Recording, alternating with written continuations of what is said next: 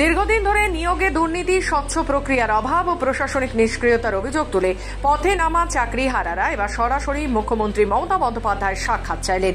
25শে জুলাই তারা এই বিষয়টি নিয়ে একটি সাংবিধানিক বৈঠক করেন, যেখানে তারা মূল বিষয়গুলো সামনে রেখে প্রতিবাদ মিছিল করবেন সেই বিষয়টিও তুলে ধরেন।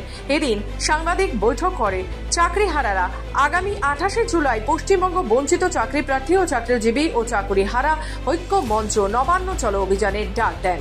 করার একটাই উদ্দেশ্য, আপনারা ব্যানারে সবাই দেখতে পাচ্ছেন, আমাদের এই কর্মসূচি সম্পূর্ণভাবে শান্তিপূর্ণ, অরাজনৈতিক, সাংবিধানিক অধিকার সাপেক্ষ, দুর্নীতির বিরুদ্ধে, বঞ্চনার প্রতিবাদে, ন্যায্য অধিকার আদায়ে সম্মিলিত এক নাগরিক প্রতিবাদ।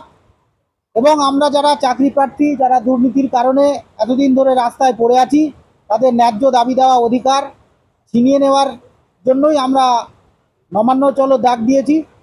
আপনারা জানেন, আমরা গত 21শে এপ্রিল ডাক দিয়েছিলাম নবান্ন চলো। তার পরবর্তীকালে আমাদের কয়েকবার প্রশাসনিক দপ্তরে বৈঠক হয়, কিন্তু মাননীয় মুখ্যমন্ত্রীর সাথে আমরা দাবি রেখেছিলাম বসার জন্য, কিন্তু সেক্ষেত্রে কোনো সুফল আসেনি। সেই হিসাবে আমরা আবার পরবর্তীকালে 28শে জুলাই নবান্ন চলোর ডাক দেওয়া হয়েছে। কলকাতা থেকে দেবলীনা সামন্তের রিপোর্ট, খবর বাংলা।